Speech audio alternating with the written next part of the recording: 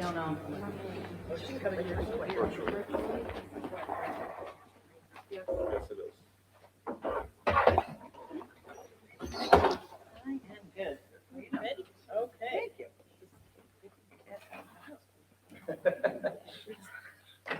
Let me out. Here I am.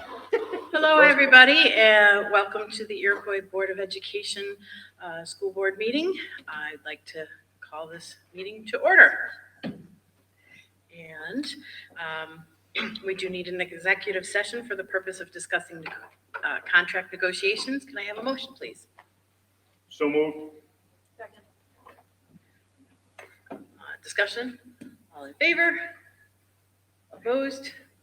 Okay, we are moving into executive session. We will be back at 7 p.m. for our regular meeting. Can everybody hear me? Yep.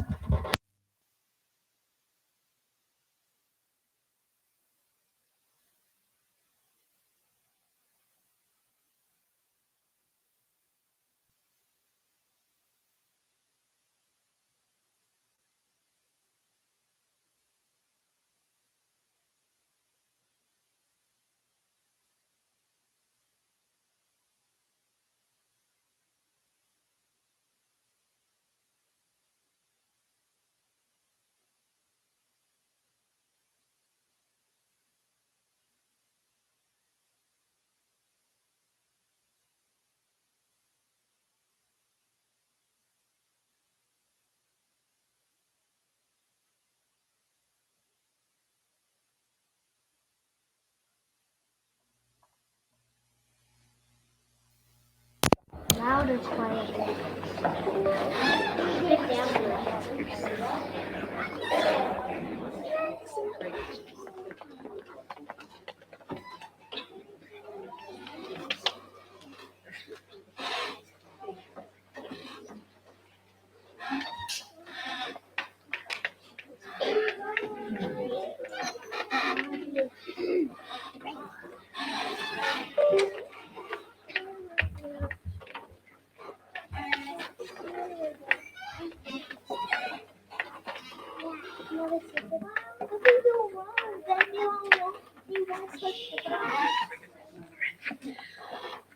Hello, everyone. It's so nice to see everyone here tonight. Welcome to all who have come to observe the meeting of the Iroquois Central School District's Board of Education. There are two periods of recognition of guests listed in this meeting agenda. The first is for comments regarding agenda items. The second is for topics not related to the agenda. Speakers may offer comments related to school operations and programs, but the board cannot hear personnel complaints against any individual associated with the school system. Please address these concerns to the appropriate administrator. If you wish to be recognized, please fill out the appropriate form and turn it into the district clerk. As per policy 1514, public participation at board meetings, public comment by district residents is limited to 15 minutes total unless the board suspends this limit. Each person is given up to 3 minutes in which to, address the board. Additionally, no more than 3 people may speak on a single topic unless the board also waives this limitation. This is a meeting held in public rather than a public meeting, which means we will not be engaging in dialogue with members of the community this evening. District personnel will follow up with you regarding any concerns that you raise. Rest assured, we are listening carefully and take seriously what you have to say. Please demonstrate respect by speaking to the issues, sharing ideas and opinions, but not engaging in personal attacks. The board appreciates your willingness to share your concerns and celebrations tonight. Please be advised that this meeting is being live streamed and the recording will be posted on the Iroquois website. And with that, I call this meeting to order. And our first thing is our Pledge of Allegiance, which will be said by the students from Mrs. Murray's class at Marilla Primary School.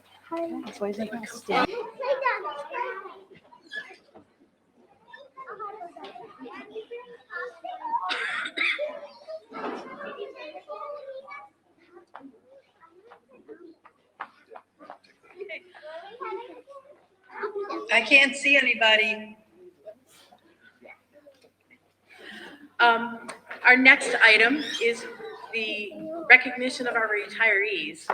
We have invited retirees from the past 3 years as we haven't been able to celebrate with everyone because of COVID. We are thrilled that you are here and invite our administrators to present you with a certificate of appreciation. It is so exciting to celebrate with you all. Let's get this started.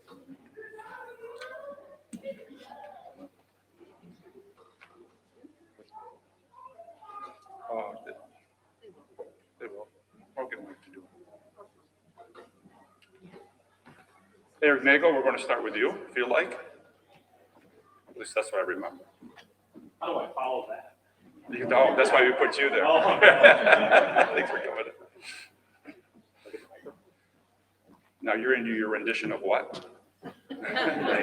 This is my rendition. No, I can't do that. So, hello, my name is Eric Nagel. I'd like to call up 4 of our drivers that have over 105 years worth of combined driving experience that I had the honor to work with the last 9 years of my career. So if I could please have come up Jim Kukta, Cheryl Schaefer, Carol Weismore, and Cindy Striegel.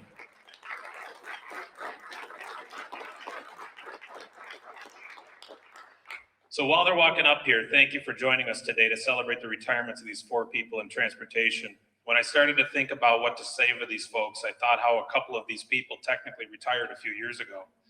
However, with the pandemic encapsulating us the last couple of years, we unfortunately had to put some ceremonies on hold. Although I'm glad to be back doing this, I decided to do it slightly different than in the past since there were so many drivers retiring. Doug also only gave me 5 minutes because he knew how long-winded I was. I'm keeping to my script. So I kept thinking about how the pandemic changed the definition of what a school bus driver is. I kept thinking back to an article that I read years ago that kept comparing it to what we do today. Although a lot of things have stayed the same, I changed it to fit our needs. So the article was called Just a Bus Driver.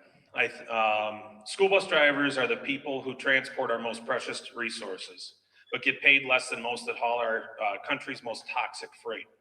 School bus drivers drive all kinds of weather. School bus drivers are subjected to pre-employment screenings that in some cases includes fingerprinting references, testing to moral character and psychological test to determine how the driver responds to stress, child psychology, and other variables.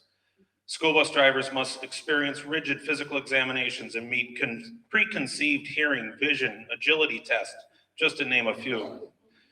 Blood pressure, pulse, weight, knee jerks, and urinalysis must conform to established standards. If physically and mentally qualified now, school bus drivers must then be prepared to learn how to drive the vehicle.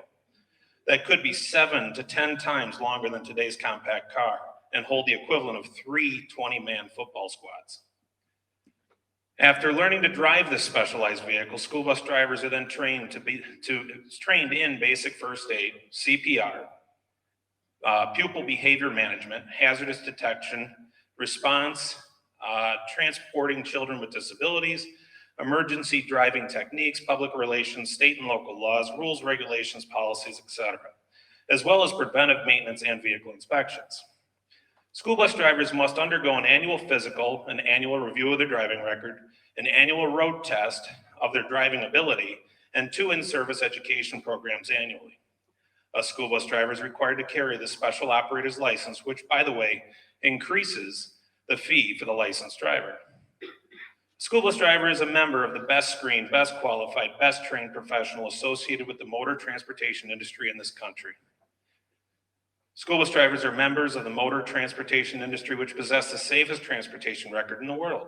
School bus drivers are one of the few members of society who are entrusted with the care and safety of children, which they are entrusted in the care and the safety of children when they are not at home with their parents. A trust, by the way, that is guarded zealously by all the parents who rely on school bus drivers. So fast forward to today. Over the last 2 years, most drivers stood in line to deliver food, milk daily, materials like books and computers, locker supplies that they never got a chance to take home, wash vehicles, and then stand there and ask what more can they do. Now while they're back on the bus, they play counselor, parent, and help them cope with the struggles that they do or that they have when they return to normal. Doing this while adjusting to some new behaviors kids have picked up during this pandemic. Remember, they're not just a school bus driver. You are so much more. So whether you retired prior, during, or after the pandemic, okay, my following statement applies. These people standing next to me are the 4 best school bus drivers the district has ever had, and other districts wish they had. Their commitment to the children's safety and well-being before, during, and still today is incredible. These guys, along with the current staff, prove that they will always go the extra mile, no pun intended. So let me officially introduce the drivers. With a combined 105 years, retiring in December was Jim Kukta, 14 years, 7 months, and 22 days.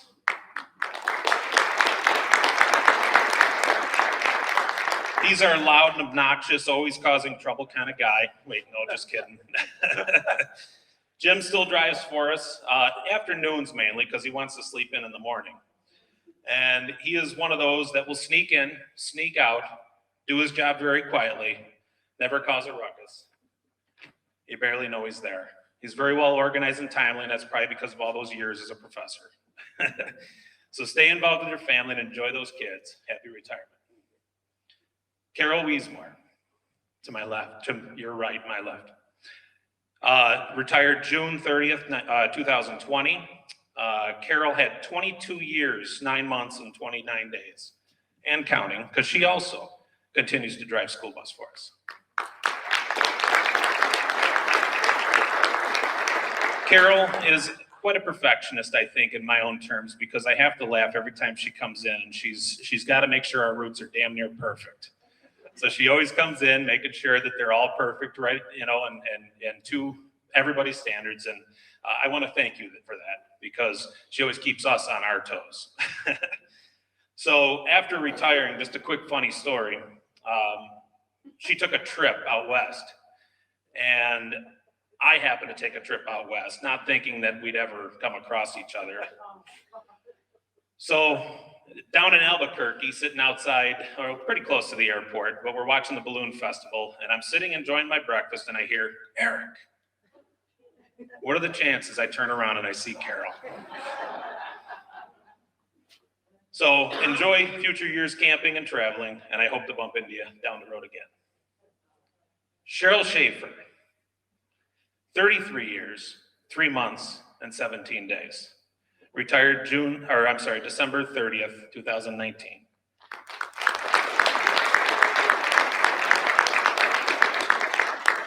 So driver, head bus driver, had to put up with me. 19A examiner and school bus driver instructor. Thank you for all the help that you gave me during my initial years and the extended arm when I needed it. Also for my current addiction of cream cheese and olives, which I still have almost every morning. Continue enjoying your retirement, and we do have a date to plan. So hope to hear from you soon. Cindy Striegel, 34 years, 6 months, 25 days. April 1st, 2022.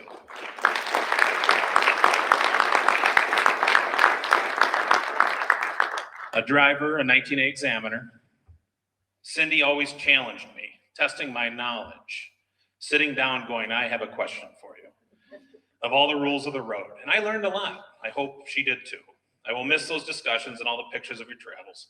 Enjoy retiring, riding across the country as you normally do on 2 wheels. Wait, 3 wheels. When I see you down the road, I'll know it's you because her bike's a little stinky.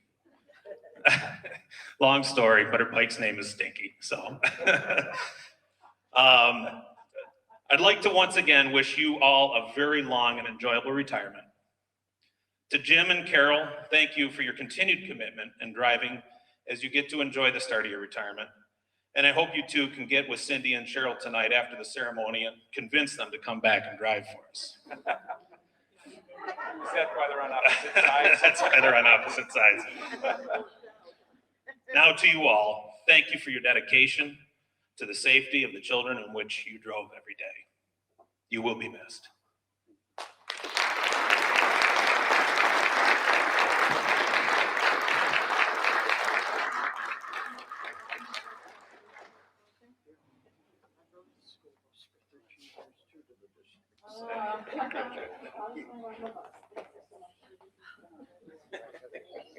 There you go.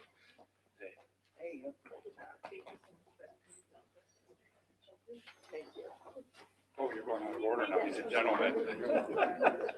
Congratulations. I'll give you a hug. No, well, it's good for a picture, but really bus drivers are one of the unique positions. Did I get to the right one? Are one of the unique positions because first, they usually have the same runs for years. And so they pick up the children when they're a kindergartner. And then they are also seeing them when they're a senior. So when you talk about someone who's knowing a child, they know the children. So a lot of times I go over, I love going to the bus garage. It's always a great place to visit. And I know every child that I talk to always loves their bus driver. So thank you from Iroquois. Thank you from my heart for everything you guys have done. You gotta get close to Eric though if you want to get in the picture.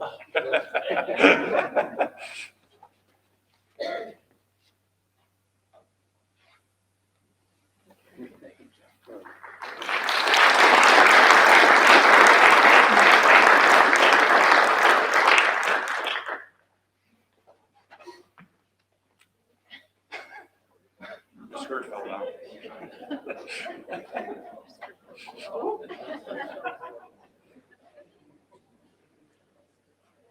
Sorry, that was me. Dave Carlin, if you could come up next, please. Sorry. Forgot that was me.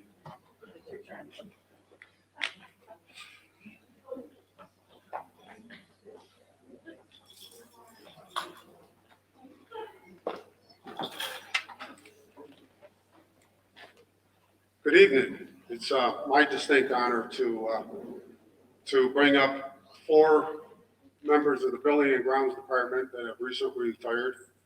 And I'd like to start off with, well, actually, I don't mean to top Eric, but between the 4 of these employees, we got 153 years of service to the Iroquois schools.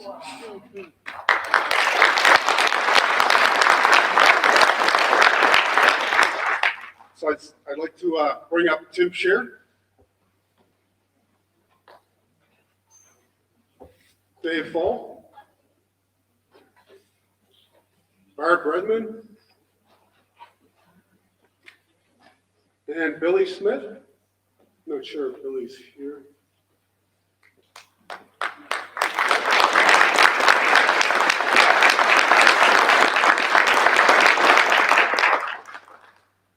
Okay, well, you gotta excuse me, I'm not quite as wordy as Eric, but I just want to go over just a few things, highlights with these fantastic employees. Tim Shear, he was head custodian in high school for, oh, let's see, he's been with Iroquois for 41 years. He was head custodian in high school for at least 25 plus that I'm aware of. And I know earlier in his career, he was a maintenance foreman. He was all around the district doing all types of stuff. You could always tell what building Tim Shear was in because you go in the boiler room, the pipes were painted, everything was labeled, everything was just so professionally done. You always knew Tim was there. So when I met Tim, he was in high school, but every other building, I go, yep, that was Tim. That was Tim.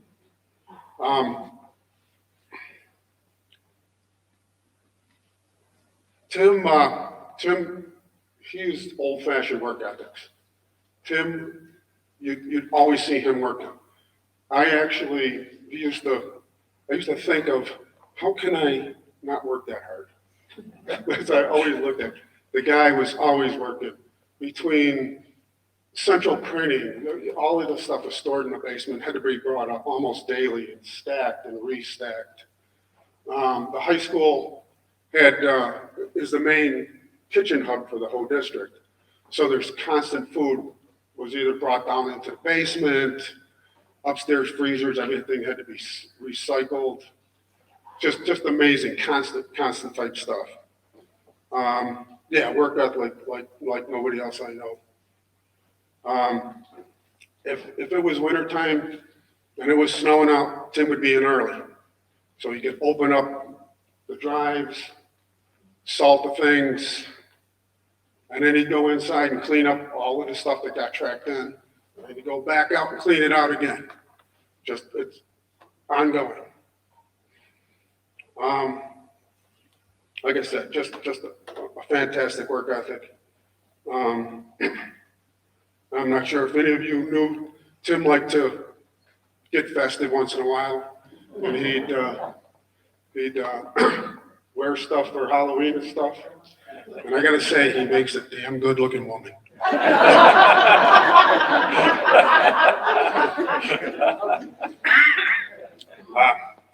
Next gentleman is Dave Foles. Dave Foles been with us for 39 years, from 1981 to 2020. That was quick. Once again, Dave Foles, another type of strong work ethic. When I met him, he was over at Wales Primary as a custodian. Same thing. If there was snow, he'd be in early. He'd come in on Sundays, make sure everything was opened up. When it came, we have well water out at Wales. When it came to well water, it has to be tested and treated. And when we first got out there, it was quite the old style system. We had to pump water into the system just to get it to work and stuff. And Dave was just phenomenal at that. Taking care of the steam boilers, taking care of children that had accidents, always in big waves. And then from there, Dave moved on to Marilla, and that's where he finished out his career, so he thought. But then he offered to sub, and ever since he offered, we kept him here every day. So I'm a little afraid to remind him that he's retired. So, and then Barb Brennan, just a spectacular employee, a cleaner. I know she was out at Wales for the longest time. She was in numerous other schools. The last maybe 15, 20 years we were at high school. Yes. And if you can just think of having 200 or 300 teenage kids trashing through your rooms every single day, and then maybe through the cafeteria, and maybe through the bathrooms, and maybe through the auditoriums and the gym. And day in and day out, Barb came to work, cleaned all these spaces. They all looked absolutely fantastic. And I'll just mention Billy Smith real quick. I don't believe he's here still, but once again, he had 44 years here. Once again, spectacular employee, cleaner, volunteer fireman. Anybody that walked through the middle school, if you've seen a cart that looked like a fire engine, that was Billy's. Truly my honor to be able to work with these professionals. And I can't thank you enough for all you've done for Iroquois.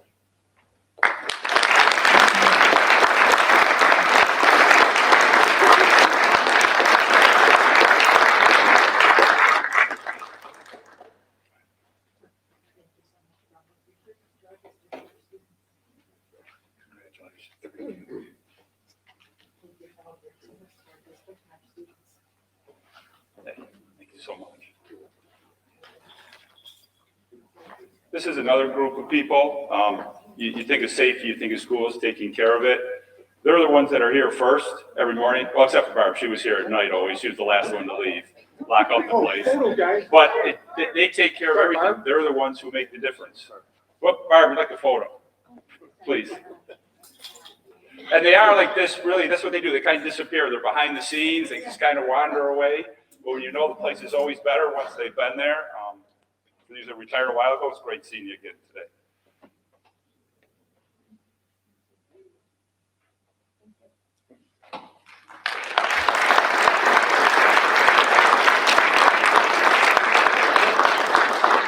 The assignment for technology.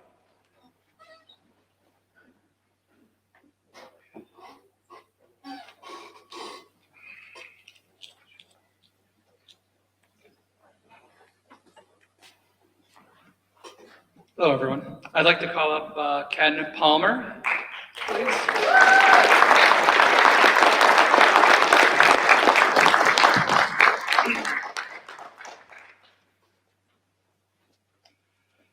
So, as I thought about what to say tonight, I started to think that my speech should last 1 minute for every year that Ken Palmer worked here. Oh my God. But then I had that reaction. But then I thought, I don't think we want to be here all night. All kidding aside, Ken worked with us for 43 years as a media support specialist here at Foles. He was an invaluable asset to not only myself, but many people within our department and teachers and support staff alike. He brought experience, dedication, knowledge, and of course his witty and humorous personality to work every single day. Personally, he taught me a laundry list of things and really helped shape my career here at Iroquois. I cannot thank him enough for that. He brought just a superior set of knowledge and skill to the job site and was very gracious in teaching everyone that. He has been sorely missed these last couple of years, but his retirement is well deserved. Thank you, KP, for everything you've done for this district.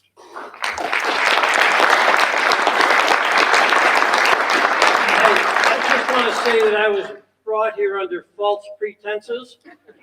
Nora's note said that they were going to be dedicating the men's room across from the tech office in my name. Well, we did. I'm at a loss. Okay. Thank you very much. Ken does have a great sense of humor. I've always enjoyed talking to him. Most days I walk away speechless, which many of you know me, that's pretty much impossible. So, and he really lived through a time of evolution. Sorry. Go ahead.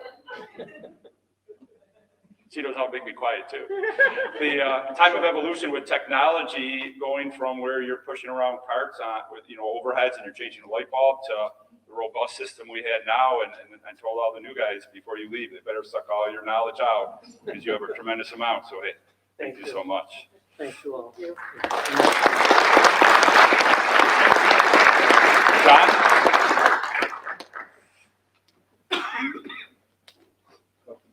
Business administrator. Hello, everybody. Here to recognize Nancy Swiston. Come forward, Nancy.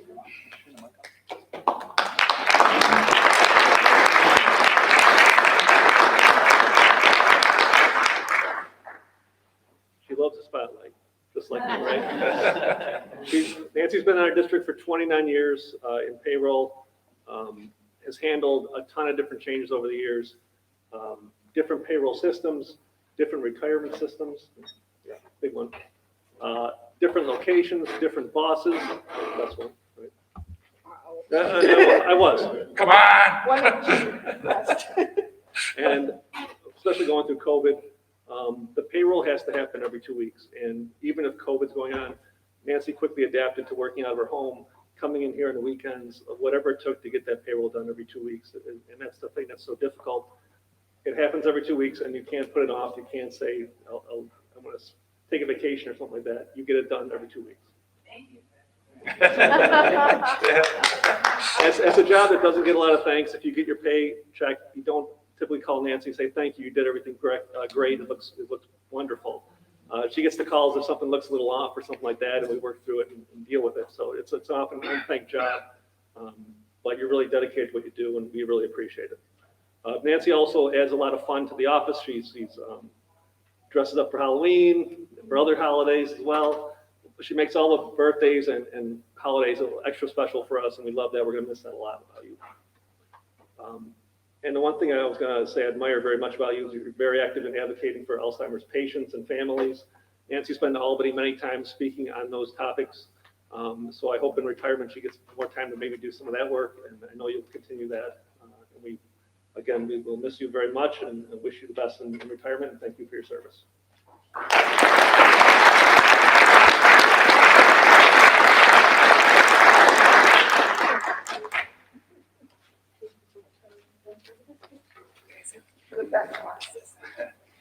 Nancy is a very special person. She does all the payroll. She did everything John said. I always knew every time when I was the business administrator, so we'll talk about bosses later. And with that, she would come with me and she asked me questions, and usually she had the answer. She could always figure it out herself. It was so great. And what's amazing is she seems so quiet and mild. She's a powerful woman. When she goes and advocates for different things and the things she's done in her life that she doesn't claim credit for, it's absolutely amazing if you get to know all the special things about her. So thank you.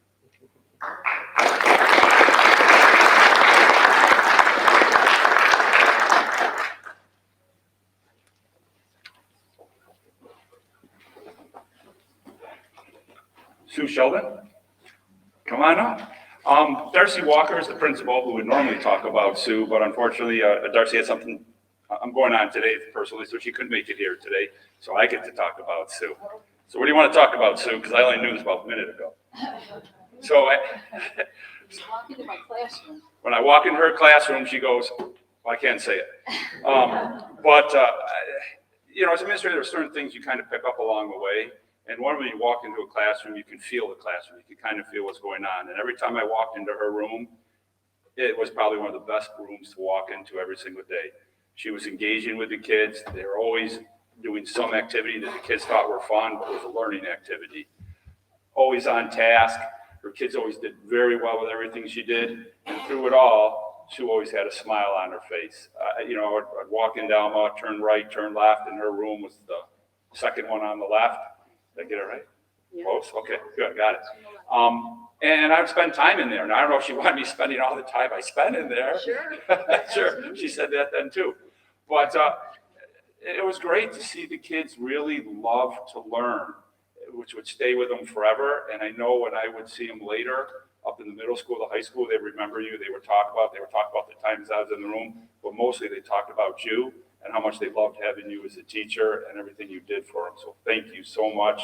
We really appreciate it. I would say how many years you're here, but I don't know.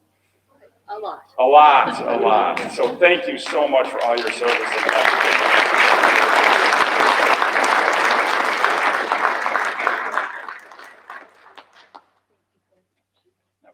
wait, you get a picture. You get your picture. Oh, I would Right, picture you dressed as Santa. Perfect.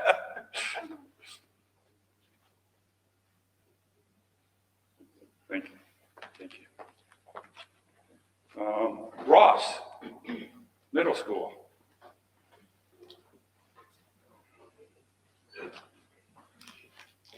If a few here, you're going to go for the years of record? Yes. Oh, and Patrick, sorry, I'll have your name right now. Don't worry, Patrick. Patrick's with me. So thank you, but it's great to see everybody this evening. I'd like to start with one of our retirees from last year. I'd like to ask Sue Tishy, would you please come up?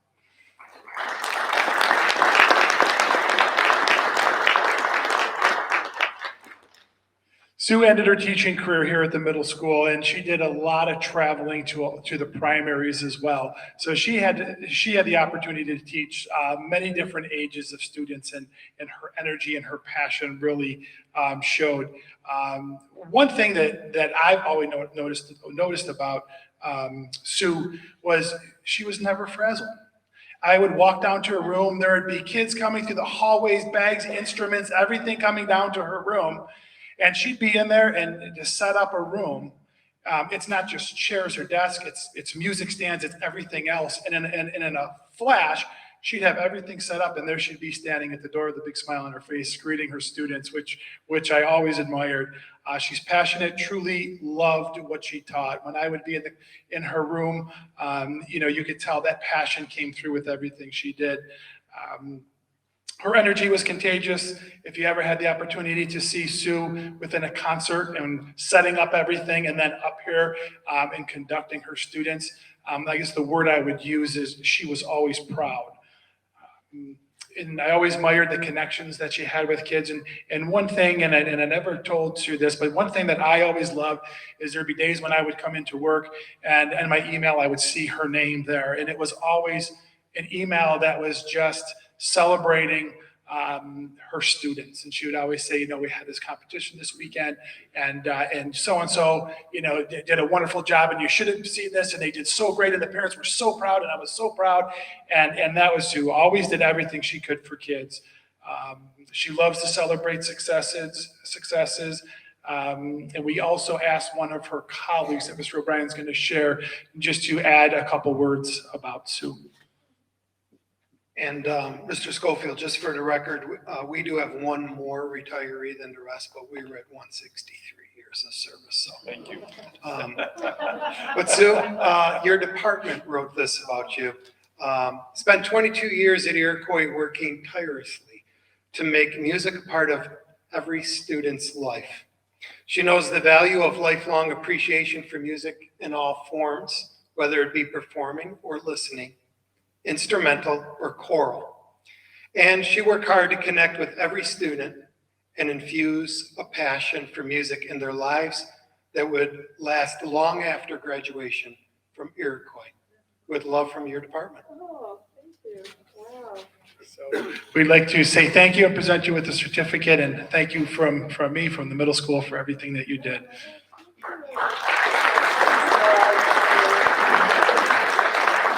One of my joys,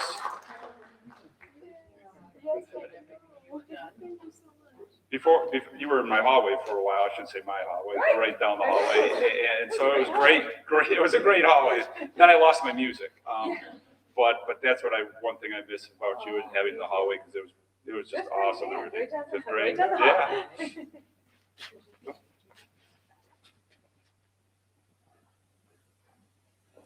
Okay, thank you so much. Thank you, Sue. Thank you. Next is another retiree from last year. I would like to ask Marcy Parks, would you please come up?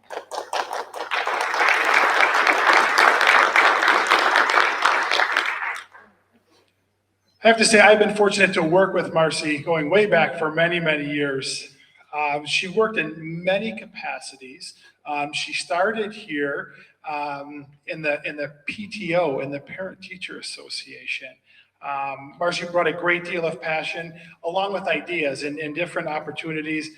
Many of the activities that she brought to the different buildings for fun days and different activities are still being done today. So Marcy was always a big proponent of how we can celebrate student success and providing opportunities for the students. And I don't know exactly how the conversation went. I wasn't part of it, but I think there are a lot of people that said, Marcy, you spend a lot of time here, with the PTO. Why don't you come and work here? So she worked in many different buildings. We were fortunate that she had the opportunity to end her career for many years at the middle school. She worked in many different classrooms with some of our self-contained classrooms, and the students loved her, and she just had a passion for that. Another passion that she also had, and I have to say thank you, is Marcy had a big passion for our fifth grade library. And she would go in there, any free moment that she had, she would shelve books. She would make sure that when the students walked in there, it was perfect. And you can imagine a class full of fifth grade students coming into the library and all of the different things that they're touching and moving and doing. She would then go right in there and she would make it perfect. So when that next class came in, they had the opportunities and a nice place to come. So thank you for your passion and helping out there. Her husband, Greg, who's here this evening, have served for many years on our Board of Education. And the two of them together just had a very, very positive impact for many, many years at Iroquois. And Mr. O'Brien has a quick comment from one of your colleagues. Uh-oh. It wasn't me. Expecting her third grandchild, one of the things personally that I always enjoyed with Marcy, she had one of the coveted duties that anyone could ask for in their teaching experience, and that was lunch duty with me. And so we had a lot of time to talk, so it was nice to catch up and find out about your third grandchild that's on the way. But she nurtured, she was motherly to so many different students. But your fifth grade wing did want to share that you gave your best effort and creativity in that library. Our students and teachers were able to access the stories and resources in such an organized and enjoyable manner because of the changes that you implemented. The fifth grade library, and most especially the librarian, will always appreciate your efforts. Thank you, Mrs. Parks, for all that you have done. We love you.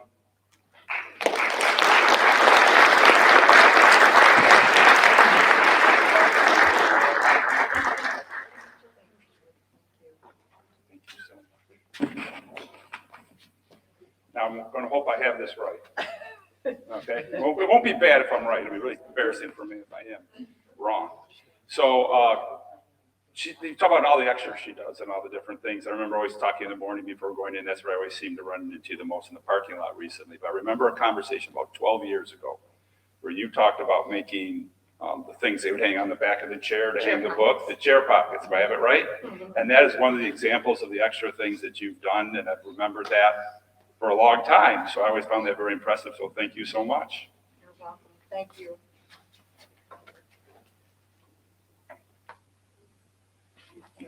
Thank you.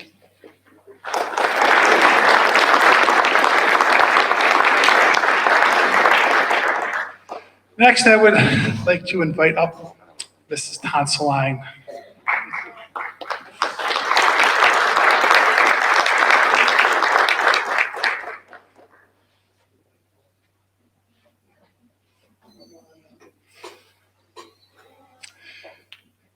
I have to say, ending her career in the middle school was very fortunate for us because Laura continues to be, and I think even after she retires will continue to be. She was the rock within the building, also in the fifth grade hallway, and in many, many ways. I always admired her knowledge of teaching, her experience, and really her love and her passion for making a difference for all of her children, not only the ones in the classroom, because she knew all of the students. So she would always be in the hallways greeting students.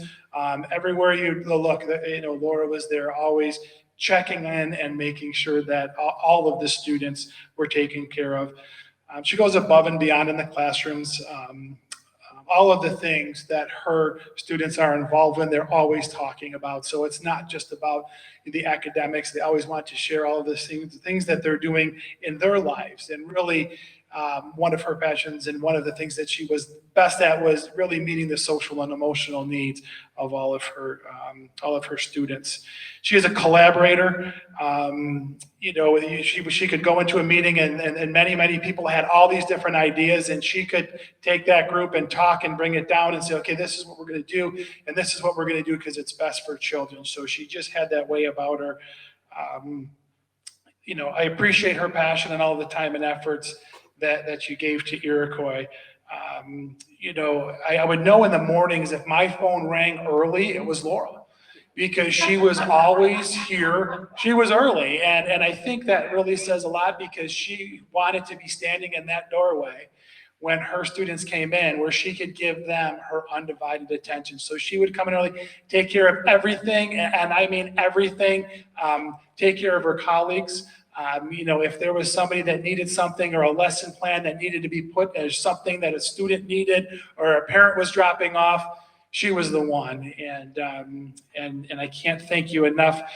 Mr. O'Brien has a few words from some of your colleagues. Thank you. Actually, I'm here kind of early myself. And Laura told me once that she would be in earlier with me, but it's tough getting Pete out of bed, wasn't that? from your fifth grade colleagues, the wing. Generally speaking, teachers have a lot of knowledge about everything, especially in the subject that they specialize in. But Laura has a lot of knowledge about everything and isn't afraid to share that knowledge with others. She has a caring attitude and a love for learning. She can explain and demonstrate concepts in a variety of ways for a variety of different learners and learning styles. She makes sure that every student is successful and helps them find pride in their work ethic. Her colleagues would like to say that she is passionate about learning, understands children, provides opportunities for learning, and is a super good listener. She always shares ideas and successes with her colleagues, and she can listen to other ideas that others are sharing.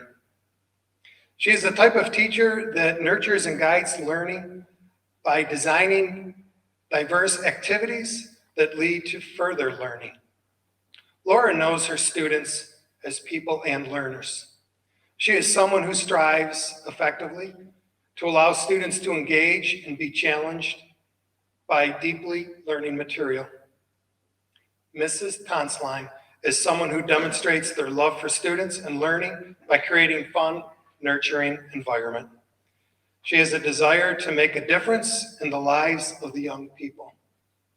Laura Tonsillin may be retiring from Iroquois Central School, but her teaching will be forever engraved in our lives. We wish you the best of luck. Love, your fifth grade team.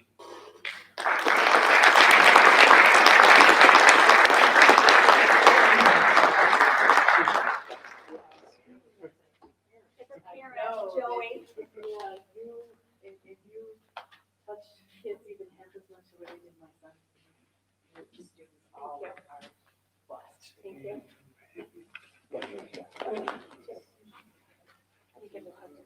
Well, she's hugging everybody. I would call her a generational teacher, because there are teachers that all the kids and families say, "Ooh, I can't wait to get fifth grade because I could have Mrs. Tonsillin." And it wasn't just certain families; it was generations of families, and that really made a difference. I was thinking of a song. We'll say, "Spoonful of sugar." You were the spoonful of sugar for all the kids that went through. So thank you so much. Thank you.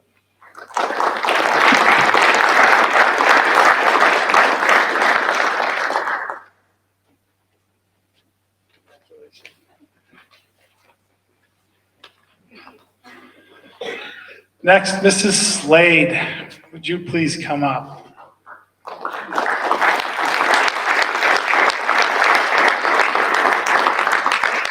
Roxanne has been a physical education teacher in the middle school for her entire career. As a graduate of Iroquois, she came back to raise her family with the same traditions and experiences that her and her husband, Tim, were exposed to when they were students here. There's one very important week throughout the year. Roxanne always has a lot of energy, but I think it comes out even more during our Spirit Week. Every student must know the school alma mater and sing it as loud and as proud as that they can. Red, white, and blue are the true colors, and we hope that you will come back next year. We won't ask you to run it, I promise, but to be a part of it, because she just has that passion and that love and that spirit and that pride for Iroquois. I want to personally thank Roxanne. When I started here many years ago, I was a physical education teacher, and as I came in, Roxanne was always that person that always said, "How you doing?" Always, was kind of a role model that I like to follow, and your spirit and your enthusiasm was contagious. So thank you. You did for everything for me. She has been a coach all these years, and they always say put your best coach at the modified, and that's what she did. She built a foundation for many students. She was an advisor in SGB, so she was involved in every aspect of the building, from recognizing students' birthdays with little things on their locker and birthday cakes with their name and happy birthday, to all of the candygrams and all of the different fundraisers and anything. And we always knew if we needed money, we could always go to Roxanne and SGB because they always had money to sponsor anything that we would want to do for kids. And I truly appreciate that, and being involved in graduation, and I could go on and on and on. But you really made a difference down in that gymnasium. You were always creative, and what are we going to do, and what can we do next, and what's new and is exciting, and she can teach square dancing and dance unit like you wouldn't believe. But the best thing is whenever I would be in the gymnasium, the kids were having fun because of you. And so we do have a little piece from your physical education department. We got a lineup here, and as a softball coach, we've had some powerhouse going at first, second, and third, but we got Roxanne doing cleanup, right? Once a chief, always a chief. So batting cleanup is the perfect spot for Mrs. Coach Roxanne Slade, expressed one of her longtime teaching partners, Andy Jacobs. She tends to clean up a lot of messes that the boys made down there, Coach Wood and himself. For over 25 plus years, I've witnessed Roxanne give freely her heart and soul to Iroquois student body. Her high energy level, compassion, and sense of giving back to the community she so richly loved is second to none. Mrs. Slade cared for the chief and the lady chief and who they represented as if they were one of her own children. She thrived on tradition, vehemently wore the red, white, and the hint of blue, and would not let anyone talk of ill will toward the Iroquois chief. If a biography of Mrs. Slade was to be written, we believe it would be entitled The Spirit of Iroquois. Along her journey, in every chapter, if Iroquois was not mentioned, it would appear and exist in the underlying footnotes. With many more chapters to follow, today's retirement solidifies Roxanne's acknowledgement as to why and how Iroquois will always be a part of her spirit. With love, the PE department.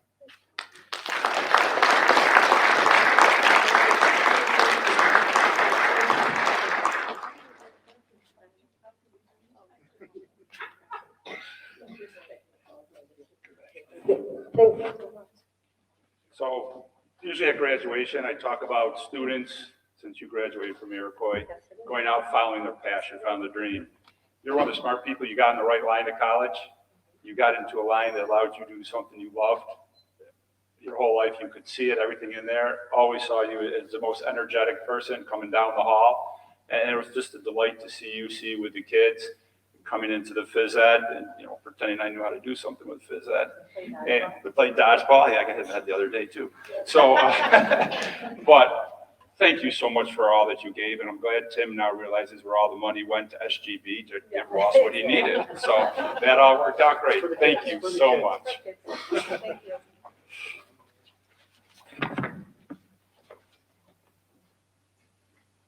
Thank you. Thank you.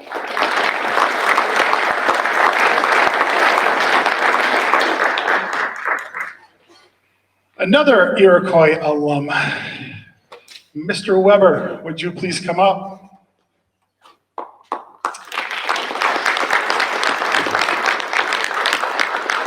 Mr. Weber also came back to raise his family and carry on many of the Iroquois traditions. Rick is a special education teacher who taught in all areas.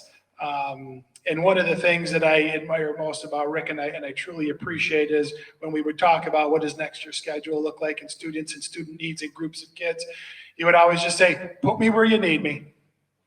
And I truly appreciate that. And I think that is because of all the experience. I don't think there's a classroom that he hasn't taught in and brought and met many students' needs. I can't say enough about him being a team player. Rick, I don't know if you know, but for me, it kind of became like this little challenge because I kind of pride myself in trying to get here early, and he beat me all the time. And we're talking 6:30 in the morning that Rick was here. And I think that says a lot about him again, where he'd walk in always with a smile. And fortunately, he would come in the same doors roughly where I was. And it was always a great way to start the day and to say good morning.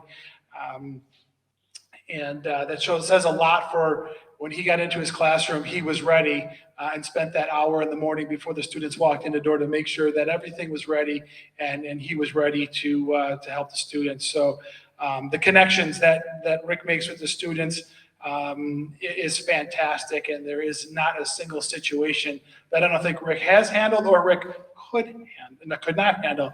He really does it all, and within the building, what you bring to our 8th grade wing and your humor and your wit is great, and you make coming to work fun. Mr. O'Brien's going to share a quick statement from some of his colleagues. Yes, Rick is here early, and I know you've kind of wondered, like, gosh, we got him on a diet, we're trying to lose weight, but I don't know if you know this, but he's part of a Friday breakfast club, and they are putting down some breakfast sandwiches, aren't you, right? I know there's a time limit here. The 8th grade team wrote quite a few things. I can't say that. We're probably not going to talk about that one either, right? Okay, I think we'll just throw that away then.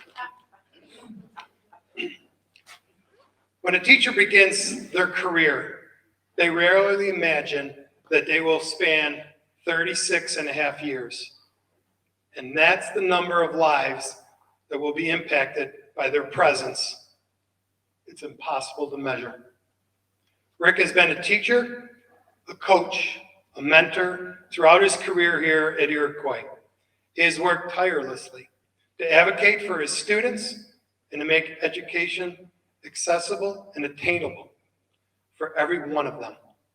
He beams when they are successful, and he jokes lightheartedly when they are not, so that they know that he is not disappointed in them. As only one of the many teachers that has had the pleasure to work with him over 29 years, I can attest to his love for children, his love of education, and his love of making learning fun. He's a team player, always willing to lend a hand or an ear, and often reminds me that a smile goes a long way. His retirement will leave a gap that will be hard to fill, but I keep reminding myself that as one love comes to an end, another is on the horizon. I know that he will focus on his love and newly found free time with his family, his friends, and his tea times. On behalf of the entire 8th grade wing and the Iroquois staff, I would like to wish him the best that his retirement has to offer and remind him that he will always be a part of the Iroquois family. Congratulations.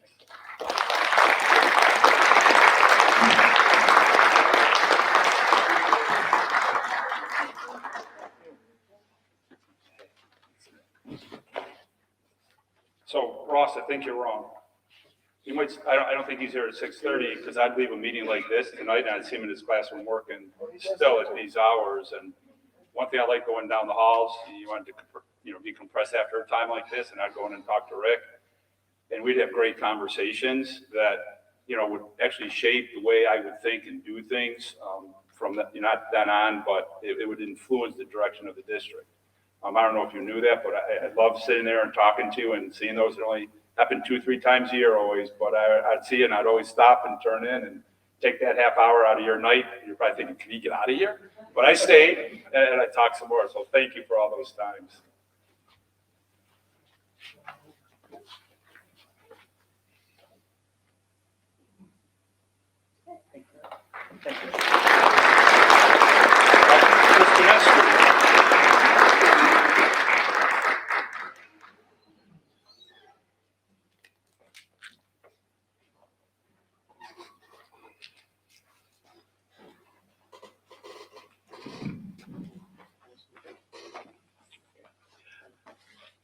We're gonna do Allison first? Okay.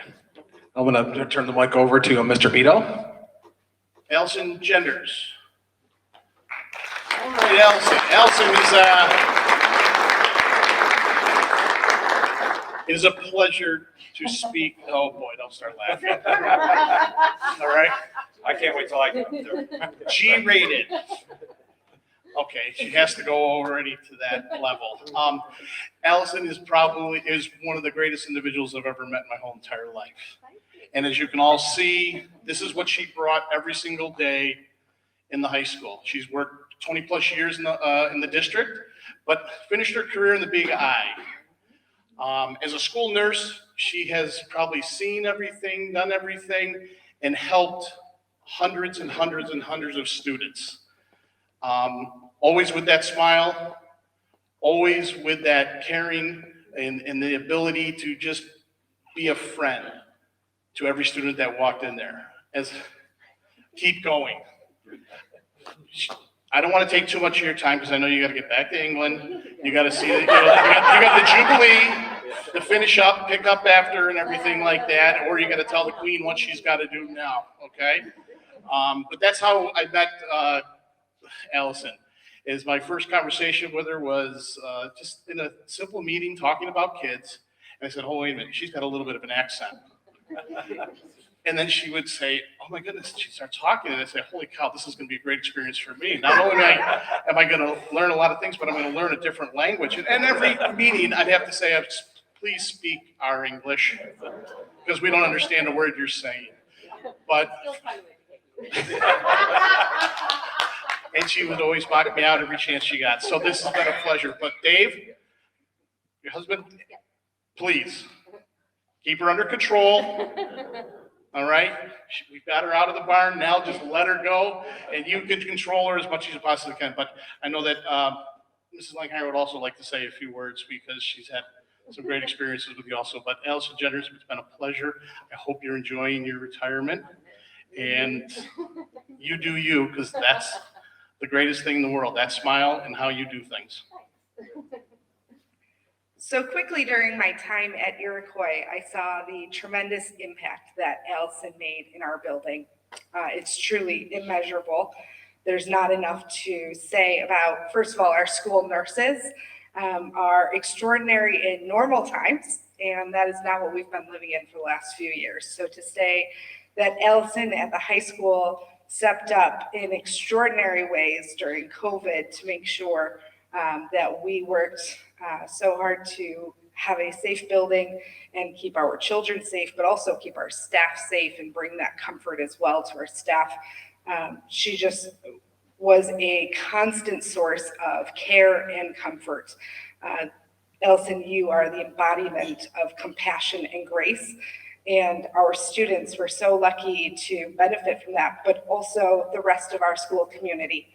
Every one of our teachers, our aides, all of our staff, myself certainly, when I came to Iroquois, your chair became my couch often, and could not have been a warmer welcome and a more gracious individual to share the building with and to share in loving our school community. So thank you for the love and grace and compassion that you brought to Iroquois High School. It is immeasurable, the impact. And while we were so sad to see you go, I'm so glad to see you loving grandmothering and living into this next stage of life. So thank you for all you've done, and enjoy this next part of life.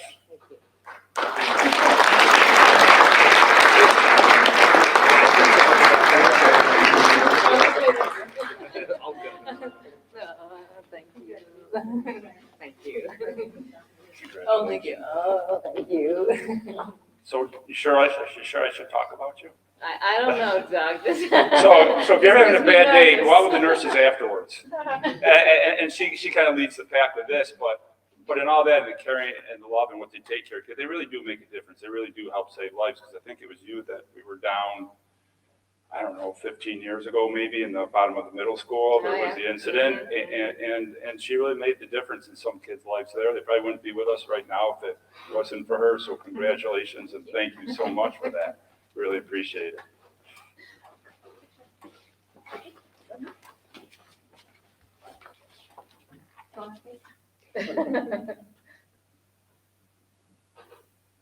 No problem.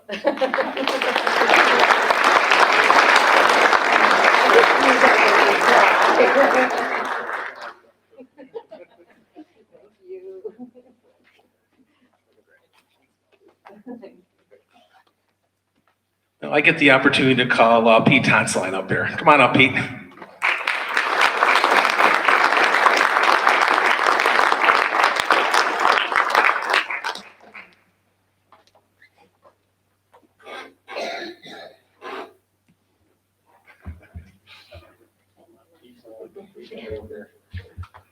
I've been working in the Iroquois Central School District for 9 months.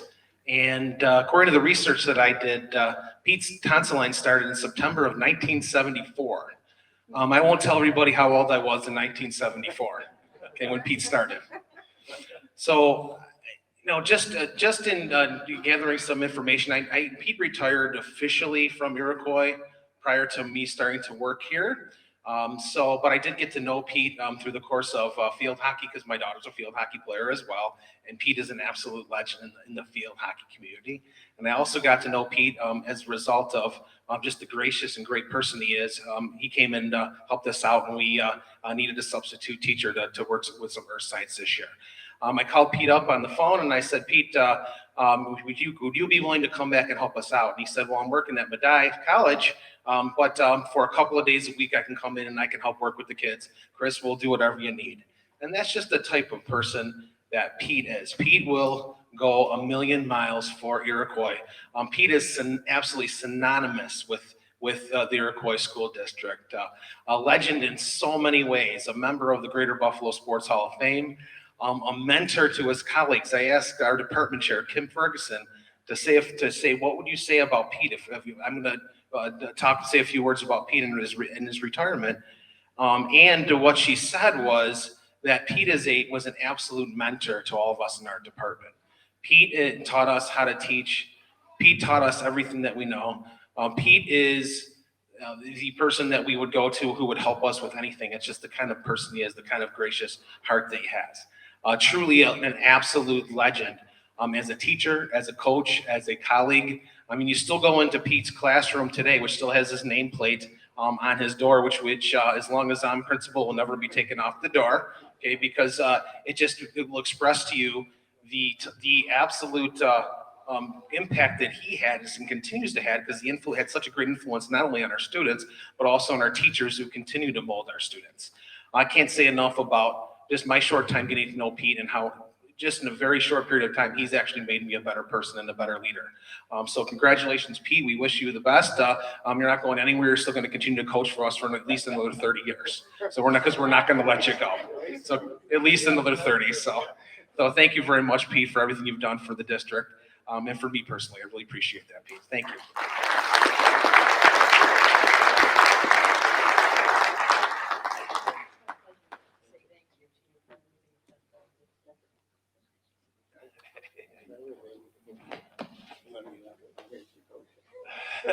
I put in a whole field to keep you coaching.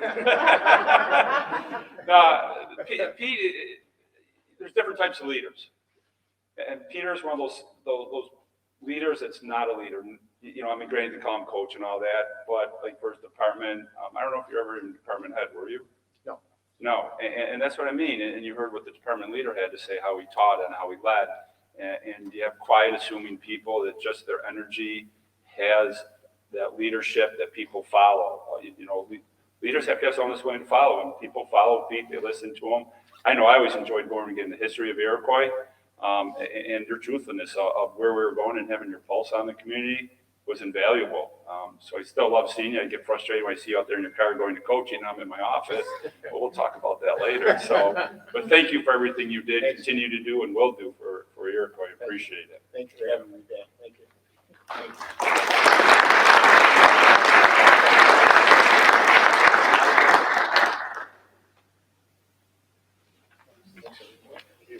KJ, are you in here? There she is. Kristen Kendall Jacobs, Director of Special Education. So I get to talk about her. She's the Director of Special Education. And, a lot of times I talk to people and we kind of joke around. And they say, I don't know how you do it, Doug. And I say, well, do you want my job? And they say, no. Well, the one job I don't want is KJ's. She has difficult situations come on, you can come over next to me. I'm not going to hurt you this time. And this time. And she has difficult situations of balancing everything day in and day out. And she always comes in. We almost started, I think I started a year, maybe two before you. And after that, we've been working together. And you always, in my business, you always want leaders that are going to help areas grow and develop and become better than they were. And you've done that. Your legacy is you're leaving the department in a better shape, stronger teachers, things in place. And really what this all matters and why it matters so much is it's about the students. And you really made so many hundreds, probably thousands of students' lives better for what you did. And you can see them when they graduate. You can see how the whole district loves everything with the programs they're in. So thank you so much for changing it and making Iroquois a greater place by what you did for all your different lessons and things there. And, and thanks always for coming and teaching me how to be better myself. So I appreciate it so much. So congratulations and thank you. And I wish you the best with everything.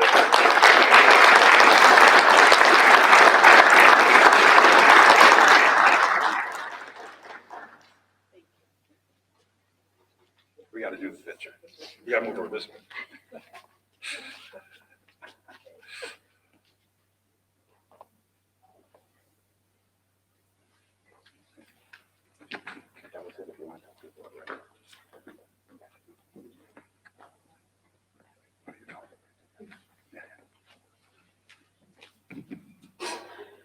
As the president of the Iroquois School Board, it is my distinct pleasure to be able to recognize one of our own who is leaving after 10 years of service. Michelle, come on up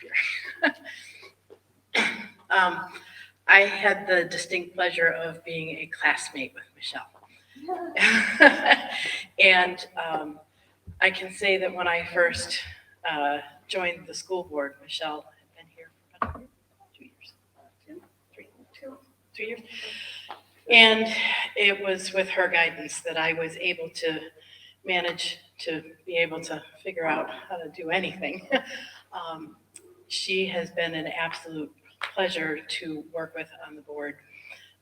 She brings a distinct voice and balance to our district that sometimes isn't always recognized, and I think it needs to be. And I have had many conversations with her that you can tell that her passion for education and for our students and for our district is her priority. And it gives me great pleasure to say thank you for your service to our district.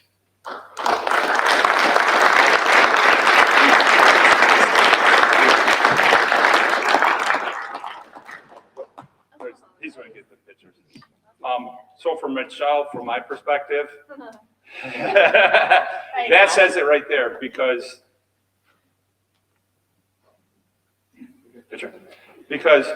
as a leader, there's not many people that sometimes I get a little bubble around me.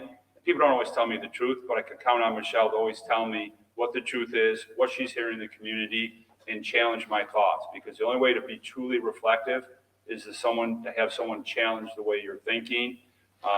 I remember being at Lake Placid at a NISBA conference, and you came over and you said, look at these policies. I just heard this.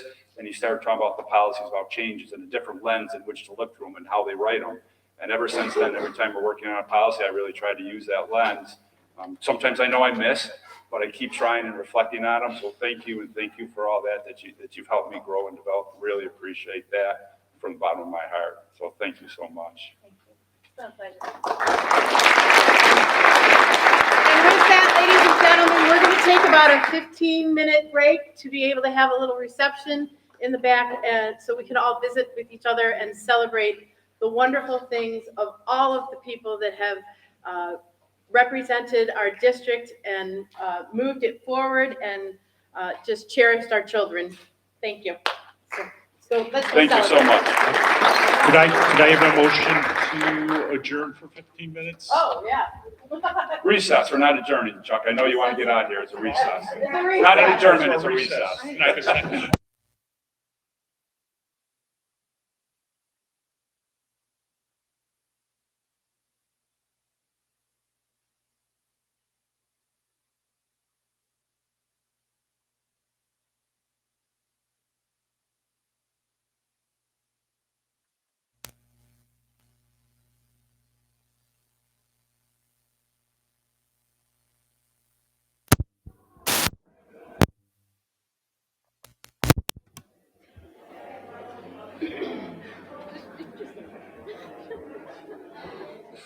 matter if you do that.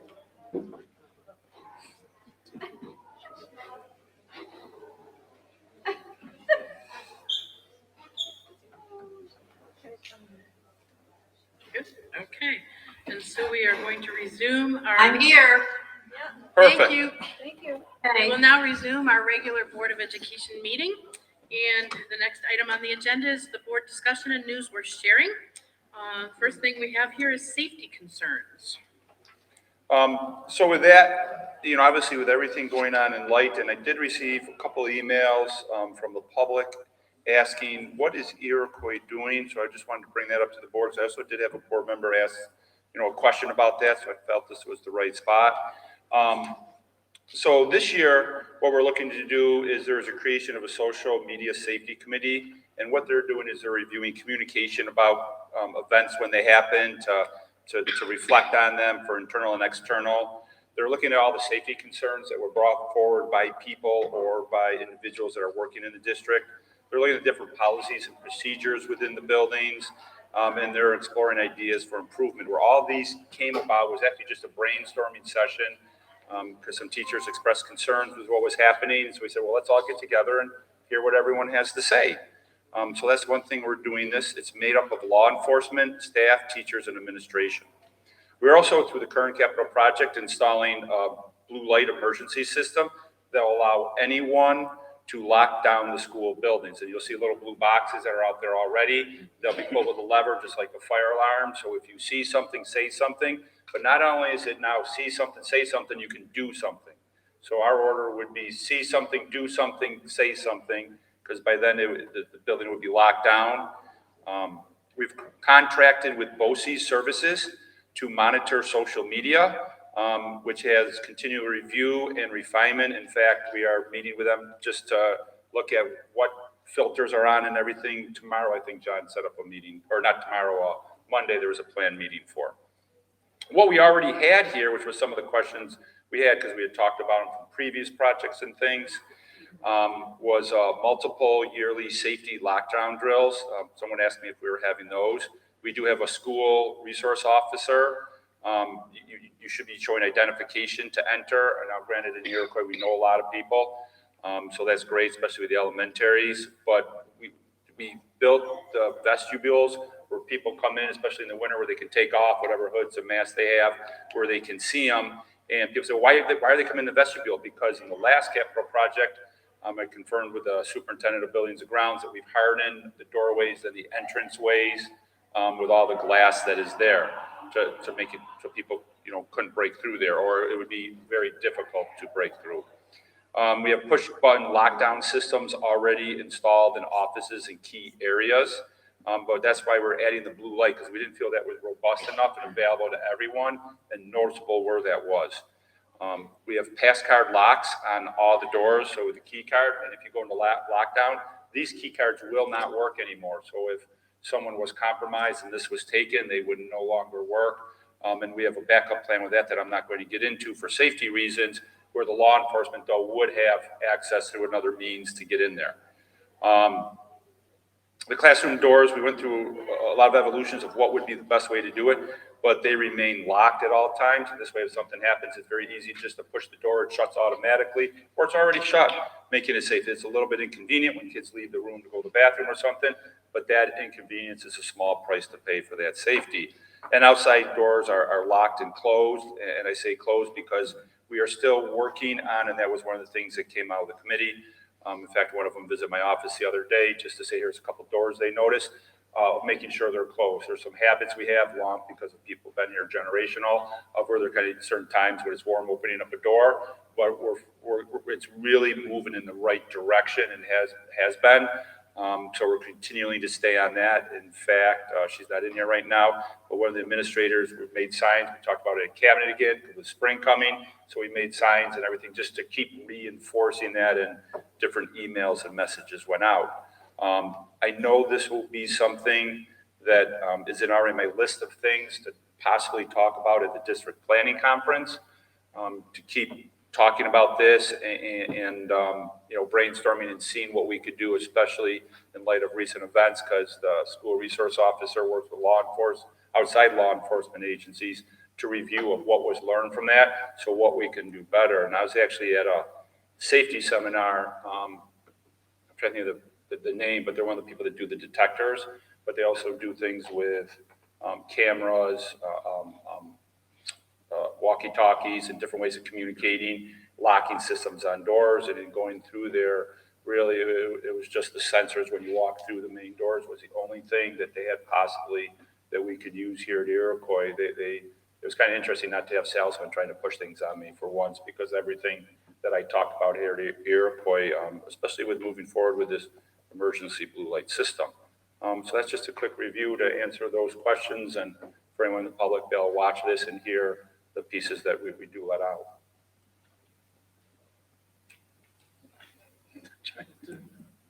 This is board discussion, right? Yes, this is just information for the board to have for discussion. Okay, I'd like to discuss it. So I'm really happy to hear that we have a contract with BOCES, or we are just meeting with them to hear about their plan? We actually sent in the final paperwork for signing up 3 months ago. But in light of one of the situations we had, we want to look at it and see what keywords are used, and just to try to keep refining that, making it better. Nothing has really been popping up at all for us to see. Okay, so it's been in place? John? That's what our contract is in place with both, yes. And the service is in place and it's working? Well, I want to say nothing's popped up, so But it's running, like, Yeah, we're yeah. monitoring social media? Yes. Okay, so I just wanted to say thank you for doing that. You mentioned, I've been on, this is the end of my 10th year, and I'm really grateful to be here. But we've been talking about that particular thing for about 8 years, and the board has supported it that entire time. So I'm really happy that it is finally in place. The communications committee that is formed with the faculty and staff and law enforcement and I actually refer to it more as a social media, because it's not a communications, that's just one of the pieces of it. Because that came about when the TikTok about. Yep, I that know, I Friday. remember. Okay. But that was also after we've spent tens of thousands of dollars and almost a year on a strategic plan that put together 3 areas of focus and identified those areas. And one is a communications plan that hopefully is being worked on. And part of that is to include the public, who was instrumental in putting that together for the whole strategic plan and having that come together. So communication facilities and student experience, right? And we adopted that strategic plan last, I'm going to say January. okay, and there are goals that were supposed to be met in July. And how are we doing on those? Right now, with just all the different events, we're behind. I think I reported that in my evaluation that was didn't make the right progress on that I wanted to see. What we've been able to do is unpack it with the administrators of where we want to go with the communication there, and that's why I don't want people to think this safety with the social media had to do with that. It's not replacing it. It's just, as we talked about it, the communications pieces of that were things that came out of that we could be improving on, and knowing that was a strategic plan. Even if it wasn't a strategic plan, those were things that should be discussed by how people are getting information within the district. Have there been any meetings with the strategic plan, like the core team or have we reached out to community members to? No, it's just been unpacking it with the administrators so they know what's in there, so we can start moving forward with a focus on the communication piece of it. Point of clarification, do we still have a core team? I thought that once we adopted it, our core team was done. There is, another part of the strategic plan is that there's a committee, are supposed to be committee meetings. Right, but you There's used the supposed to term be- core team Okay, as well, if it was the same so group correct. of people. And It's I not the just same want to group. make sure that. We talked about that already, yep. But there, just to be clear, there have been no meetings. Correct. And have we reached out to anybody, like maybe communicated that that's something we want to do? I haven't sent out like a general email, like my Monday message to everyone, but different members have talked to me in different areas, but not everyone on the core team has been talked to, no. But we're not having a core team.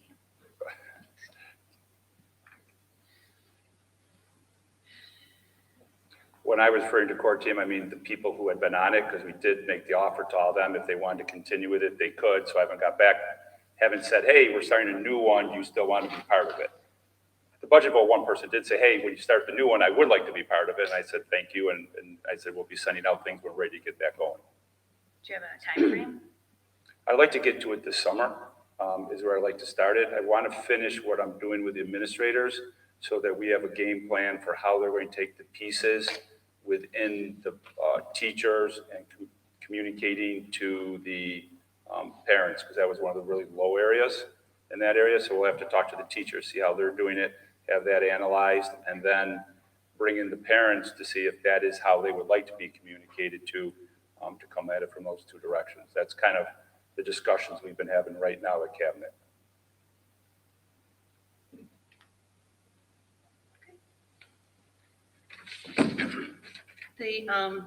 Regarding the safety, I think I have a comment and a question, I guess. I would hope to think that a part of the work that you're doing with the administrators and on that committee, but also just in schools and faculty meetings, in the tragedy that happened in Texas, that was a very different experience for people. I think communication from the various stakeholders in that, law enforcement, including our mental health professionals in those conversations, where people's training expectations weren't necessarily met. I think I'm trying to say. That's a very fair way to say it. We don't know, Yeah. I don't want to, we don't have We don't all wanna the assume, information. I but don't from- want to assume yeah. anything, but it is giving the appearance of that, and that is what we're hearing and people are hearing. And that is a very damaging and a difficult thing to process for people when we've had so many trainings and had all of these procedures. So I Yeah. think, I just kind of want to point that out. I think that's a piece we can't miss. Yeah, I watched a very, not to interrupt, but the other morning, I was watching, I want to say Good Morning America, one of the channels, and there was one teacher who was in the room that lost 11 students, and they were all the students in the room, and he talked about his experience. If someone could watch that and have a dry eye, I don't know how, just of how he thought and how he felt. And he expressed his feelings very well with that, very articulately, and it'd be something good for everyone to watch. We rely on our training, we rely on our beliefs in the systems that we have in place, and when that's not met, that is jarring. And I think that's, I think that's an important piece of it, to just have those conversations, you know. Actually- The other piece I think is, that concerns, we are hearing, nationally, our students is, one of the fourth graders, testifying at a national level and hearing that. I think a really important voice in this is to hear our students. Whatever those reactions are, they're upset, they're angry, they're having all these reactions. We look at our middle and our high school students, I think their voice is really important to be heard, because when you list the people on that committee, and I understand that has a different purpose. Right. I understand you have a different purpose for that. But then we need to find a place for them to have their voice heard about this. Because otherwise, they're here, they're a part of this community, and they're not getting their voice heard. And it's critical, whatever those opinions are. And so I think we need to recognize that and try to find a way for that to happen. Yeah, that's a great point. And I have a point also. Go ahead. I'm just wondering, we put all these systems in place, and are the students know about these systems also? I know you're disseminating information to us about how we're actually ahead of the game because we went to the conference, and a lot of these things are now in place. But do the students, I imagine you've been informing the students of how these things work and trying to reinforce some of the things that we've done to make them feel more safe also? That would be at a building level, and I want to say the students know some of them, not all of them, like the blue light. They haven't been trained in that because that's not going yet. And you say, and I appreciate you saying we're ahead of the curve. I don't think you can ever be ahead of the curve on this. I think you're always growing and growing and growing, and I think we're leading the pack. And that's what scares me in this, because we have to be, every day, everyone has to be vigilant, and that's the only way to get ahead of the curve, is everyone watching and reporting and talking about it. You know, I think we have a lot more systems than any other school, but every day we have to take this seriously and never let our guard down. And I'm just wondering also, in the school system where they had to wait for the border patrol to come because the regular police that they had in place were not prepared. I imagine that you have a system in place of who would be called that would be prepared for this type of situation. I would hope that it never happens, but all that stuff, I imagine we have a plan in place as to back up people and. Yeah, there are definite plans with law enforcement. And even this week, I was with our SRO officer, Joe, and sheriffs and state police were in, and I was asking them very carefully because I don't want to be defensive. I want truthful answers about what would happen when they came here. And I truly believe that student safety and coming to the building would be the first thing that they would be doing. Okay, I just want to make sure I know Sharon mentioned that students obviously are very concerned, and if we can help somehow make them feel safe or know that we have a plan and what it is might help to alleviate some of the concerns that make them feel safe about coming to school. Yeah, it's definitely something I will tell the administrators, because they can do that at their norming assemblies early in the year. And I know that, you know, the elementary don't have norming assemblies, but teachers could talk about that. And then they have the norming assemblies in the middle of the year where they could remind everyone, because I think sometimes people forget after time. Thank you. Isn't this working? Is this working, you guys? Is it going through? Oh, okay, all right, sorry. That's okay. I'd rather people hear me than not. Yeah. And Doug, as a parent of kids in the district, I think it's very good to have this monitoring in place and makes me sleep better at night. So however, you know, we disseminate the information, I think it would be good, just because it, you know, we can't cover all of our angles all the time, but any preventative measures we can do to protect our I think that's students. absolutely. It just makes me feel better hearing that this is occurring and in place, and it's long overdue.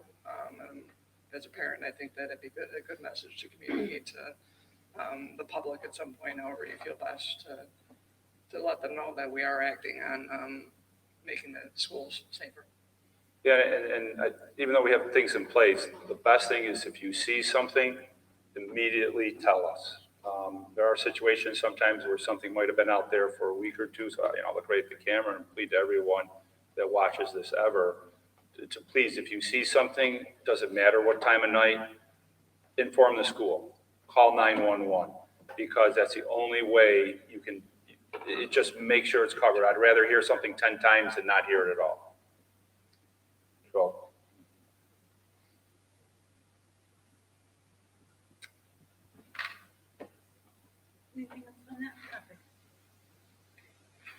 The next one is the superintendent evaluation. No, we're not evaluating the superintendent in public, but. I did we do release one of need my to- comments. You did. But we do need to discuss, we have moved to a new instrument, a new evaluation tool, super evaluation, or super eval. And I want to be sure that everybody has received their email and is able to log into that. And well, last time I checked, there were several people who hadn't started it yet. And we do have a due date of next Tuesday for everybody to have both their superintendent evaluation and their board evaluation complete, so that I can do something on the 15th with it that I have to figure out. But normally, we would have done this just a little bit earlier so that we would have been able to have some conversation. And I think that we need to decide as a group that, if we want to have that conversation, which I would assume that we would, but I don't want to assume. So have the conversation, do we want to have a second meeting this month so that we can, it would be a move into an immediate executive session to be able to discuss the results of the superintendent's evaluation, and what date would you guys like to have that meeting? I would prefer to have a meeting,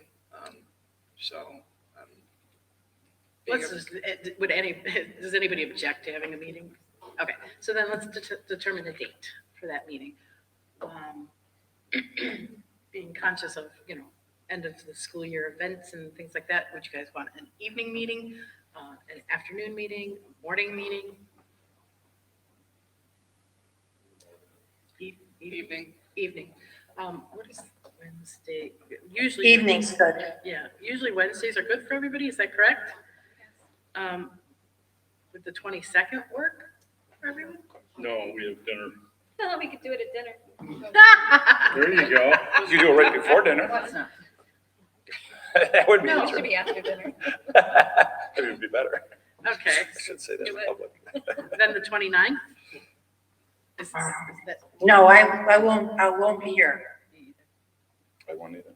Okay, so doesn't sound like Wednesdays are, because I have to do something on the 15th in order to be able to make it so we have the results.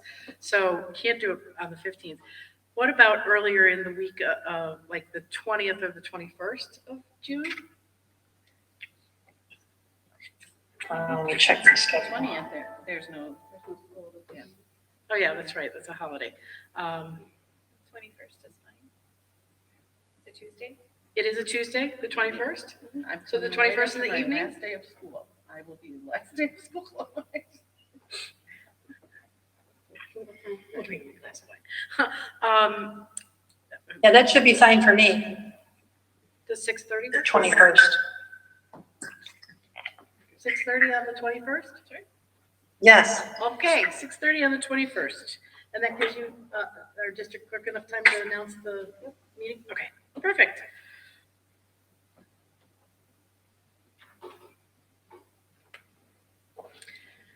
And then that brings us to the Director of Human Resources. And again, we need our superintendent to jump into the conversation and let us know what this is, how this is shaping up.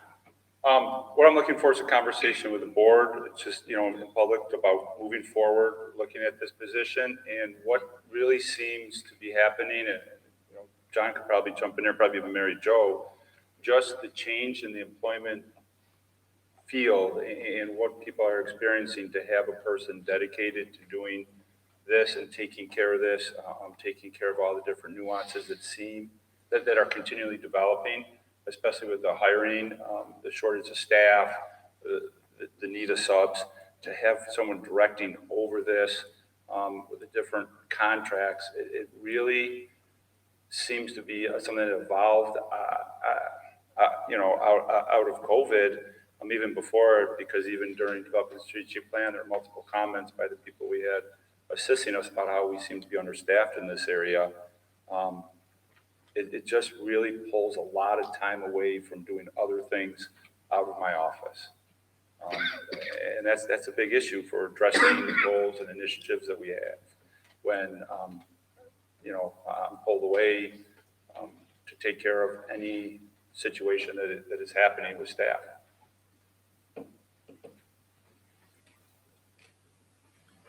Have we looked into any of the BOCE services that may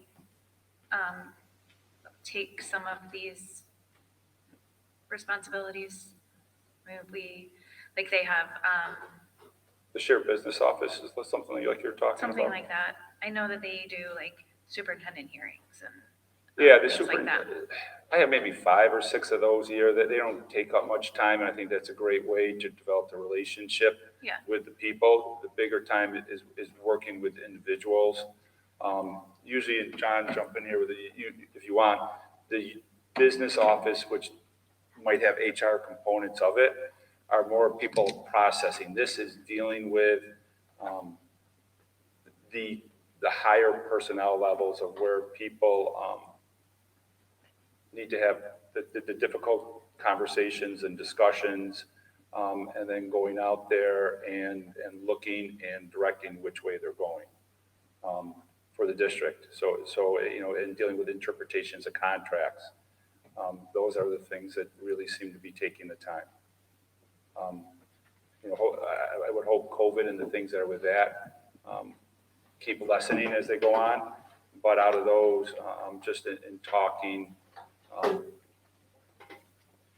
how things evolve and what people are requesting, and that norm that we had that allowed there to be a balance is no longer balanced.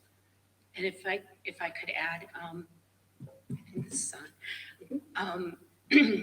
COVID really strained us all, especially with the new certifications coming out for COVID, the emergency COVID certs, the special ed cert, the upcoming computer science soc that's coming up. There's a lot of legwork involved in that, and it's difficult because it's kind of being split among the administrators, and it would be nice to streamline it. I personally think it would save a lot of time and allow us to concentrate on other specific areas, and to have one person answering those questions rather than 9 people sometimes. Which really would help with consistency then. Absolutely. Just being able to have an organized and consistent orientation process for new employees, which we don't really have necessarily. And there's more and more trainings required for new employees with harassment training. There's child abuse reporting training. More and more of that stuff needs to be put on new employees, and a formal process where we can do it repeatedly and do it correctly with everybody comes through the door. And then having someone who's just can be a liaison with the unions, and they have a lot of communication with them, and kind of, I think there's a real value to have that too. Doug, before, we would decide to add a position, I would hope that we would have, some kind of a job description. I wouldn't need to, I wouldn't be so interested in seeing what the final thing is, but, just what are the responsibilities of this new individual going to be? What are they going to cover? Because we just don't want to add someone and say, well, they're the personnel director, and all of a sudden you just end up with all this mishmash of stuff being thrown at them. Right. I want to know, here's what your duties are, and this is, just so that we have everybody, going in the right line. No, I think that's a great idea, and I would actually reach out to most other districts have one already, so I'd be reaching out to them in designing this to use and talk to them of what's working, what isn't working, which ones had this mishmash that we could alleviate.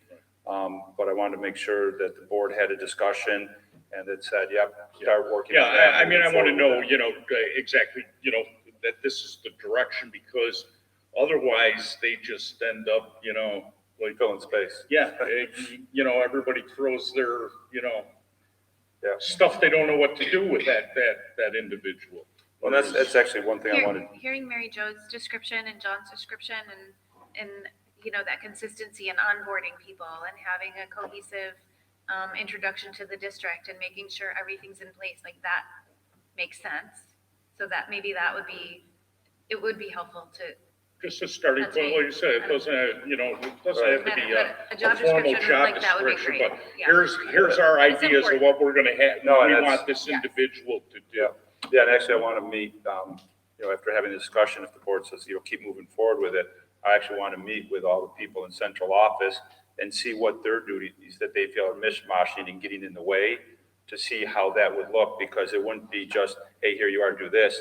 There would be shifting of staff and everything around there, because they would have people that they oversee too.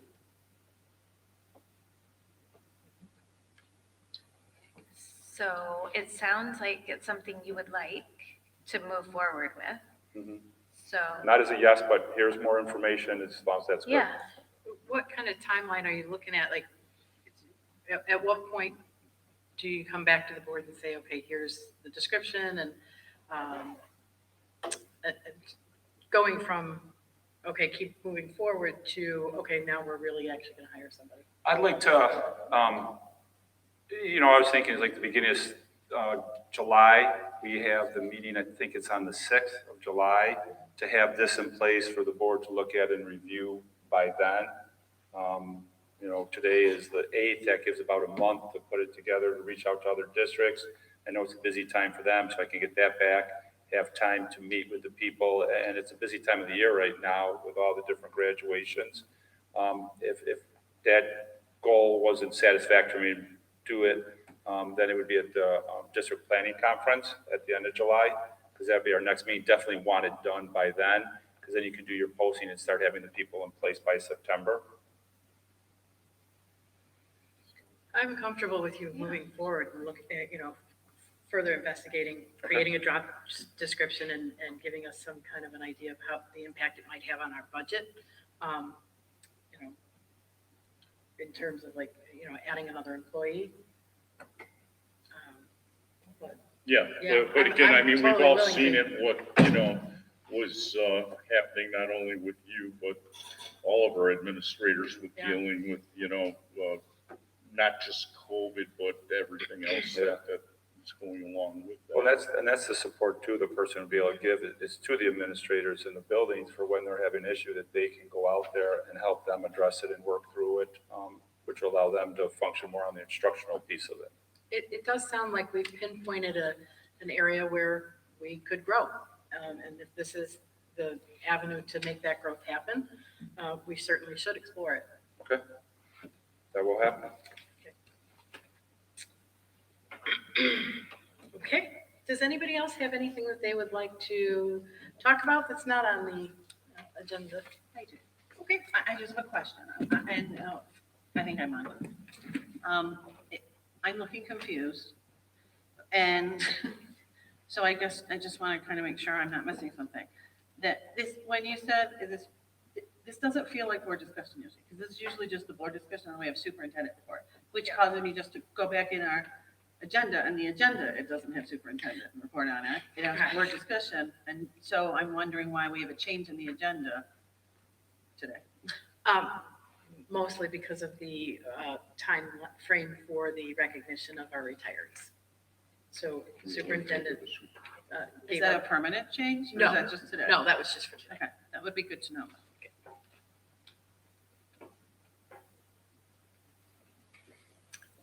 I have something I'd like to share. Just Iroquois was fortunate enough to host 3 exchange students this year, and they have made an enormous impact on our student body.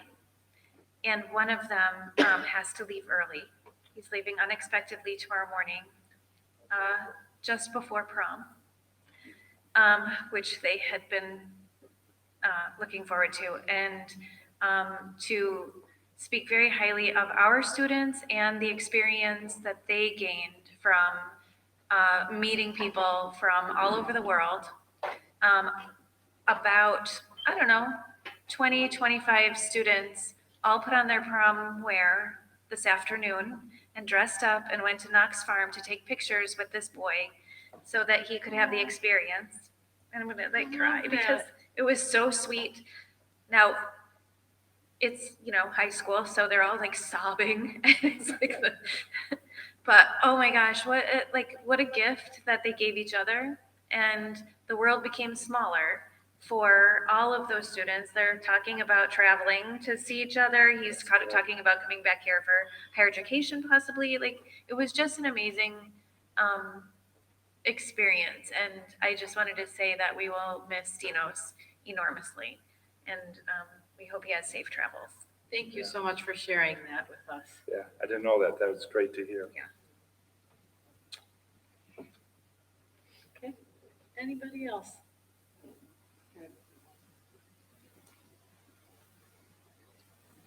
I wanted to give kudos to the middle school staff for having the spring fling this past Friday evening with over 400 students. And it was very well organized. And we had lots of fun with Doug and the dunk tank. I was gonna say, I saw some pictures. That was awesome. And I think that the thing I enjoyed the most about seeing the students was that kids weren't on their phones in circles, texting each other next door to each other. They were using their phones occasionally for pictures, and they were all just having a very good time. And it was, my son, is still talking about it. And I've gotten a lot of feedback from other parents that I'm friends with, and it just was a great event. And thanks for having that middle school experience for our students. That's great. Yeah, it was And great. ITAC sponsored the event, so hats off to them as well. Yeah, it was great to be there and see the students there. And then last night I was at, they didn't dunk me, but I was at the art show at Alma, and all the parents were coming in with their children to see it. And it seemed like the whole school was there. That was great to see everyone come in and enjoy it. So that was great last night.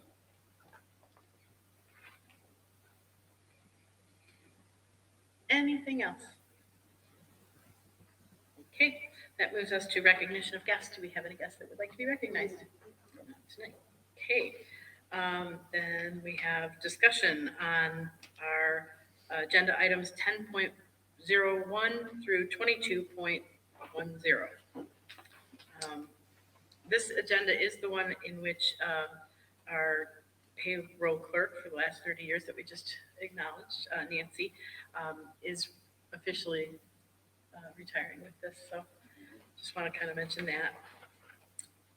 And we also have two people we're hiring that are here. We have Danielle Hyrick. If you want to stand, you can even stand up and wave. There she is.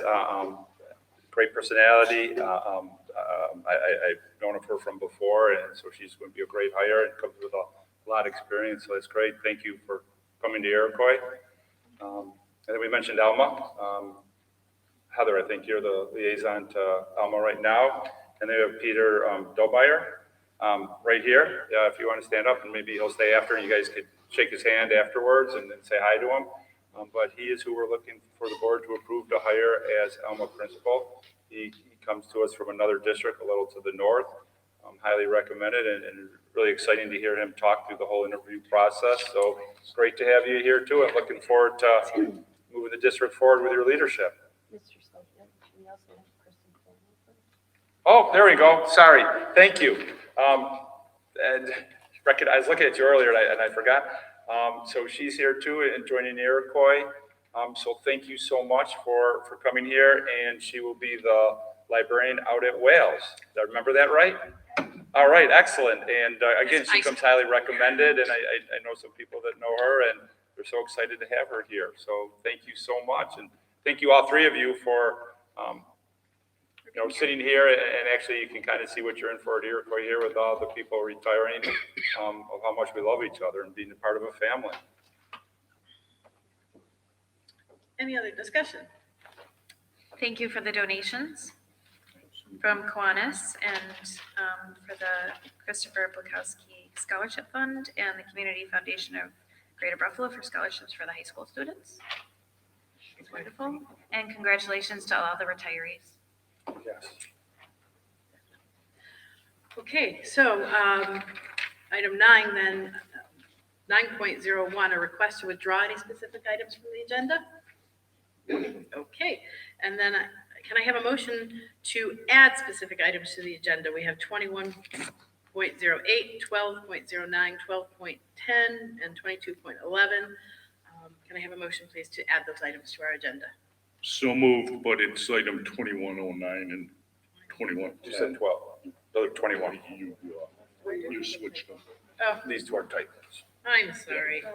All right, so it's 2108, 2109, 2110. Okay. And 2211. So moved. Second, Louise. Thank you, Louise. Discussion. All in favor? Aye. Thank you. That's unanimous, so that one passes. Thank you. And then 9.03, a request, a motion to approve the consensus agenda items 10.01 through 22.10 and items 21.08, 21.09, 21.10, and 22.11. So move, Louise. Second. Discussion. All in favor? Anyone? Aye. Thank you. Unanimous, motion carries. And that takes us to 23. Do we have guests that would like to be recognized at this point? No. And do we need an executive session? Does anyone want one? Okay, then, we are at adjournment. Can I have a motion to adjourn? So moved. Discussion. Yes, yes, I would like to spend the next. Oh. Shock. All in favor? Aye. One day I think we should all just plan on It's sitting here unanimous, and make him motion stay. carries. This meeting is adjourned at 9:24. Thank you.